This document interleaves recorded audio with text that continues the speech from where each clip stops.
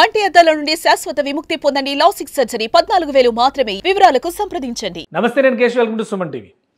ఆంధ్రప్రదేశ్లో కూటమి ప్రభుత్వం ఏర్పడిన నాటి నుంచి రాజధాని నిర్మాణం, అమరావతి విస్తరణ, చుట్టుపక్కల ప్రాంతాల్లో పట్టణీకరణ, ఈ అంశాల చుట్టూనే చర్చ ఎక్కువగా జరుగుతుంది. ఇప్పుడు కొత్తగా ఒక 2 రోజులుగా వినిపిస్తున్నటువంటి అంశం ఏంటంటే, అమరావతి, విజయవాడ, గుంటూరు 3 నగరాలని కలిపేసి, అంటే అమరావతి నగరం కాబోతున్నటువంటి నగరం, విజయవాడ, గుంటూరు ఆల్రెడీ నగరాలు, ఈ మూడింటిని కలిపేసి ఒక మెగా సిటీ చేస్తారనేటువంటి ప్రచారం చాలా విస్తృతంగా జరుగుతుంది. ఇందులో నిజమెంత? చేసేటువంటి అవకాశాలు నిజంగా ఉన్నాయా?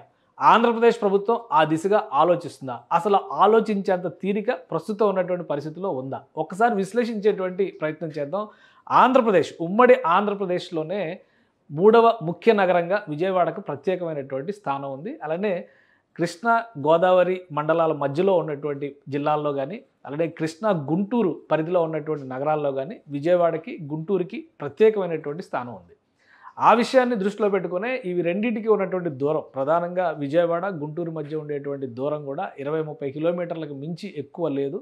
ట్విన్ సిటీస్, కోస్తాలో ట్విన్ సిటీస్గా చెప్పేటువంటి ప్రదేశాలుగా వీటిని చాలా కాలంగా ఉదాహరిస్తున్నారు. అయితే హైదరాబాద్లో సికింద్రాబాద్, హైదరాబాద్ కలిసిపోయినంత వేగంగా అక్కడ పట్టణీకరణ, నగరీకరణ జరగలేదు. కాబట్టి ఈ 2 నగరాల్లో కలవడంలో ఇంకా కొంత జాప్యం జరిగింది, తాత్సారం జరిగింది అనేటువంటి అభిప్రాయం. ఇప్పుడు కొత్తగా పుట్టుకొస్తున్నటువంటి అమరావతి నేపథ్యంలో ఈ నగరాలను మూడింటిని కలిపి ఒక మెగా సిటీగా మారుస్తారనేది కేవలం ప్రచారంగానే కనిపిస్తుంది. ఎందుకు అనేది ఒకసారి విశ్లేషించేటువంటి ప్రయత్నం చేద్దాం మనం. ఎందుకంటే ప్రస్తుతం ఉన్నటువంటి రాజకీయాల నేపథ్యంలో రాజధాని నిర్మాణం అనేది ఒక కీలకమైనటువంటి ఘట్టంగా ఆంధ్రప్రదేశ్ ప్రభుత్వం, కూటమి ప్రభుత్వం భావిస్తుంది. కూటమి ప్రభుత్వం కేంద్రంలోనూ కూడా ఉంది కాబట్టి డబుల్ ఇంజిన్ సర్కార్ భావిస్తుంది. అమరావతి నిర్మాణం పైన ఎక్కువ ఫోకస్ పెట్టాలని. ఒకసారి నైసర్గిక పరంగా మనం అమరావతి స్వరూపాన్ని కనుక పరిశీలించి చూస్తే, ఇది అమరావతికి సంబంధించినటువంటి మ్యాప్. ఇది అమరావతిలో సీడ్ క్యాపిటల్ ఏరియా, ఏదైతే అడ్మినిస్ట్రేటివ్ ఏరియాగా చెప్తున్నారో అది, దానికి సంబంధించినటువంటి మ్యాప్ ఇది. ఈ మొత్తం పరిధిని చూస్తే 217 చదరపు కిలోమీటర్లుగా దీన్ని అభివర్ణిస్తున్నారు. అంటే అమరావతి నిర్మాణం గనక పూర్తయితే విజయవాడ అలానే గుంటూరు నగరాల కంటే చాలా పెద్ద నగరంగా మారేటువంటి స్వరూపం ఇది. దీనిలోనే ఒక 9 నగరాల స్వరూపాన్ని కూడా ఇందులోనే పొందుపరిచారు. 9 థీమ్ సిటీస్, ఒక రకంగా చెప్పాలంటే స్పోర్ట్స్ అని, అడ్మినిస్ట్రేటివ్ అని, టూరిజం అని, ఎలక్ట్రానిక్స్ అని, హెల్త్ అని, ఫైనాన్స్ అని, ఇట్లా మీడియా సిటీ అని అన్నింటినీ కూడా డివైడ్స్ చేసి దీన్ని డివిజన్ కింద చూపిస్తే కనుక మళ్ళీ చిన్న చిన్న క్లస్టర్లుగా అవి కనిపిస్తాయి. కానీ ఓవరాల్గా అమరావతి స్వరూపం అది. ఇప్పుడు ఒకసారి మనం చూద్దాం విజయవాడ నగరం పరిస్థితి ఏంటి, విజయవాడ నగరానికి సంబంధించినటువంటి స్వరూపం ఏ విధంగా ఉంది. ఇది విజయవాడ నగరానికి సంబంధించినటువంటి స్వరూపం. ఇది ఓవరాల్గా మనకి కనిపిస్తున్నటువంటి నైసర్గిక స్వరూపం. మొత్తంగా విజయవాడ పరిధిని చూస్తే అమరావతి నగరం 217 చదరపు కిలోమీటర్ల నమూనా డిజైన్గా రూపొందించారనుకుంటే, ప్రస్తుతం విజయవాడ నగరం పరిధిని, ఈ డెవలప్ అయినటువంటి పరిధిని బట్టి చూస్తే 61 నుంచి 65 స్క్వేర్ కిలోమీటర్లుగా కనిపిస్తున్నటువంటి పరిస్థితి ఉంది. అంటే ఒక చిన్నపాటి నగరంగానే ఉంది. అంటే రాష్ట్రంలో, ఉమ్మడి రాష్ట్రంలో 3వ పెద్ద నగరంగా ఉన్నటువంటి విజయవాడ కూడా పొటెన్షియాలిటీ, కమర్షియల్ పొటెన్షియాలిటీ పరంగా దీనికి ఉన్నటువంటి సామర్థ్యము, అక్కడ ఉన్నటువంటి డెవలప్మెంట్ యాక్టివిటీస్, వీటన్నింటిని దృష్టిలో పెట్టుకుని చూస్తే 3వ పెద్ద నగరంగా కనిపిస్తుంది. ఇది విజయవాడ స్వరూపం. అలానే ఒకసారి గుంటూరు పరిస్థితి కూడా చూద్దాం. ఎందుకంటే విజయవాడలో కూడా మీరు గమనించి చూస్తే ఈ పరిసర ప్రాంతాలు మాత్రమే వెల్ డెవలప్డ్, అంటే అర్బనైజ్డ్ ఏరియా అంతా కనిపించేది. మిగతావన్నీ కూడా ఈ ఎనకేపాడు, నిడమానూరు, ఇవన్నీ పోరంకి, ఇవన్నీ ఇంకా రూరల్ కండిషన్లో ఉన్నవిగానే మనకు కనిపిస్తాయి. అందుకనే విజయవాడ నగరాన్ని గ్రేటర్ విజయవాడగా డిక్లేర్ చేయాలనేటువంటి డిమాండ్ చాలా కాలంగా ఉంది. అది ఎప్పుడో ఉమ్మడి రాష్ట్రంలోనే ప్రతిపాదన రూపంలో వచ్చినటువంటి అంశం, గ్రేటర్ విశాఖ, గ్రేటర్ విజయవాడ చేయాలనేటువంటి అంశం. కాబట్టి ఇంకా ఆ గ్రేటర్ అనేటువంటి స్వరూపం రాలేదు. ఈ పక్కన ఉన్నటువంటి గంగూరు, ఇవన్నీ చాలా కలిసిపోయినాయి. గోడవల్లి, గన్నవరం, విజయవాడ విమానాశ్రయం ఇక్కడ ఉంది. యాక్చువల్లీ విజయవాడ నగర స్వరూపం చూడండి ఇక్కడ ఉంది, కానీ విజయవాడ విమానాశ్రయం అని చెప్పేటువంటి గన్నవరం విమానాశ్రయం ఇక్కడ ఉంది. సో అంటే ఇదంతా కూడా, ఈ ప్లేస్ అంతా కూడా, ఈ సిటీ అంతా సిటీగా డెవలప్ అయ్యి కలవాల్సినటువంటి ప్రదేశం. కానీ దశాబ్దాలుగా దానిపైన ఫోకస్ పెట్టలేదు, అంతటి అవసరము రాలేదు. కాబట్టి డెవలప్మెంట్ అక్కడ తక్కువ ఉందని మనం భావించాల్సి ఉంటుంది. ఒకసారి గుంటూరు పరిస్థితి కూడా చూద్దాం. ఇది గుంటూరు నగరానికి సంబంధించినటువంటి స్వరూపం. ఇది మనం ఒకసారి గమనించి చూస్తే వాస్తవానికి గుంటూరు విజయవాడ కంటే కూడా పెద్దగా కనిపించేటువంటి నైసర్గిక స్వరూపం. విజయవాడ ఏంటంటే కృష్ణా నదికి వారుగా పెరిగినటువంటి నగరం, అంటే ఒక పొడవైనటువంటి రూపంలో కనిపించేటువంటి నగరం. గుంటూరు అయితే పట్టణ ప్రాంతం మొత్తం కూడా సరౌండెడ్ బై సాయిల్ అనమాట. మొత్తం చుట్టూ ఉన్నది భూమే కాబట్టి నదులు లాంటివి అక్కడెక్కడ అడ్డంకులు వచ్చినటువంటి పరిస్థితి లేదు కాబట్టి గుంటూరు నైసర్గిక స్వరూపం పరంగా చూస్తే కూడా చుట్టుపక్కల ఉన్నటువంటి గ్రామాలు వీటన్నిటిని మనం కూడా ఇక్కడ గమనించవచ్చు. ఇది కూడా 161 స్క్వేర్ కిలోమీటర్స్ దాకా ఉంటుందనేటువంటి ఒక అంచనా ఉంది. అందుకనే ఈ 161 స్క్వేర్ కిలోమీటర్స్ ఉన్న నేపథ్యంలోనే గుంటూరుని గ్రేటర్ గుంటూరుగా అనౌన్స్ చేయాలి. ఈ మధ్య ఒక చర్చ కూడా జరిగింది. దాదాపు ఒక 36 గ్రామాలు చుట్టుపక్కల ఉన్నటువంటి 33 గ్రామాల నుంచి 36 గ్రామాల వరకు కొన్ని ఐడెంటిఫై చేశారు. వాటన్నిటిని గుంటూరు పరిధిలోకి తీసుకొచ్చి డెవలప్ చేయాల్సినటువంటి అవసరం. ఇక్కడ గుంటూరు విషయంలో కూడా ఒక విషయం మీరు గమనించి చూస్తే ఈ మ్యాప్ను ఒకసారి మనం జూమ్ చేసి చూసామనుకోండి, ఇక్కడ ఉన్నంత అర్బన్ డ్వెల్లింగ్ అంటే ఎక్కువ మంది నివాసాలు ఉన్నటువంటి ప్రదేశాలు శివారు ప్రాంతాలకు వచ్చేసరికి ఎక్కడా కనిపించదు. ఇంకా ఇక్కడంతా కూడా పొలాలు పల్లెలుగా కనిపిస్తున్నటువంటి పరిస్థితి ఉంటుంది. ఇది మ్యాప్లో చూపిస్తుంది, మనం కొత్తగా తీసుకొచ్చింది కాదు. ఇది ఈ మ్యాప్ తయారై కూడా ఒక 3 ఏళ్ళు 4 ఏళ్ళు అయినటువంటి పరిస్థితి. 2025 అప్డేట్ అని చెప్పని గూగుల్ ఇస్తుంది కాబట్టి మనం కొంచెం నమ్మాల్సినటువంటి పరిస్థితి. అది మొత్తం మీద ఈ 3 నగరాల స్వరూపాన్ని ఈ విధంగా దగ్గరగా జూమ్ చేసి చూసినప్పుడు 3 నగరాలు ఒకే పరిధిలో ఉన్నటువంటి పరిస్థితి. ఈ స్క్వేర్ మొత్తాన్ని చూస్తే కనుక ఇక్కడ గుంటూరు కనిపిస్తుంది, ఇక్కడ విజయవాడ కనిపిస్తుంది, ఇక్కడ కొత్తగా డెవలప్ అవుతున్నటువంటి అమరావతి కనిపిస్తుంది. సో ఈ మూడింటిని కలిపేసి ఒక మెగా సిటీ చేసేస్తారు అనేది ప్రచారంలో ఉన్నటువంటి మాట. ఇది అసాధ్యమైనటువంటి ప్రతిపాదనగా మనం చూడాల్సి ఉంటుంది. దీనికి 2 కీలకమైనటువంటి అంశాలు మీకు చెప్తాను నేను. ఎందుకంటే అమరావతిని ఒక A1 సిటీగా అంటే వరల్డ్ క్లాస్ సిటీగా తీసుకొచ్చేటువంటి క్రమంలో ఆంధ్రప్రదేశ్ ప్రభుత్వం అలానే కేంద్ర ప్రభుత్వం మద్దతుతో ఒక ప్రణాళికని ఆవిష్కరించింది. దేశంలోనే ప్రతిష్టాత్మక రాజధాని నగరంగా అమరావతికి ఐడెంటిటీ రావాలనేది రాష్ట్ర ప్రభుత్వ సంకల్పం, కేంద్ర ప్రభుత్వ తోడ్పాటుతో. అలానే దీనికి సంబంధించినటువంటి డిజైన్లు కానీ ఇన్వెస్ట్మెంట్స్ కానీ ఇవన్నీ జరగడానికి ఒక 5 సంవత్సరాల ప్రణాళికని ఇప్పటికే వీళ్ళు పెట్టుకున్నారు.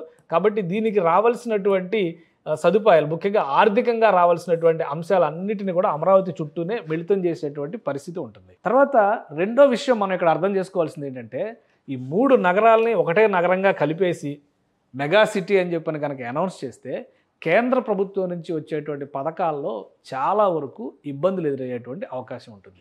ఆంధ్రప్రదేశ్లో 26 జిల్లాలు ఉన్నప్పటికీ కూడా పాత 13 జిల్లాల కేటగిరీలోనే ఇప్పటికీ డిస్బర్స్మెంట్ అనేది కేంద్ర నిధుల బదలాయింపులు అనేవి జరుగుతున్నాయి. ఎందుకు అంటే ఇందులో మార్పులు చేసినప్పుడు కేంద్ర ప్రభుత్వ ప్రణాళికల్లో కూడా మార్పులు జరిగేటువంటి అవకాశం ఉంటుంది.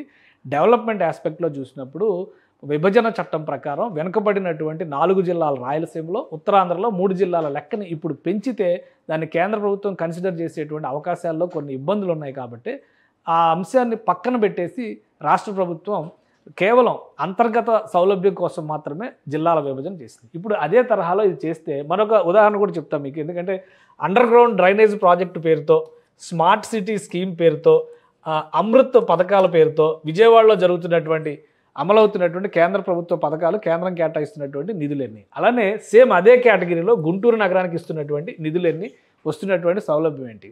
గతంలో మీరు గమనించి చూస్తే కనుక 2014-19 మధ్య కాలంలో స్మార్ట్ సిటీస్ ప్రోగ్రాం కింద విజయవాడ, గుంటూరు నగరాలను ఎంపిక చేసి చెరో 1000 కోట్ల రూపాయల చొప్పున అండర్ గ్రౌండ్ డ్రైనేజ్ కోసం కేంద్ర ప్రభుత్వం నిధులు కేటాయించింది.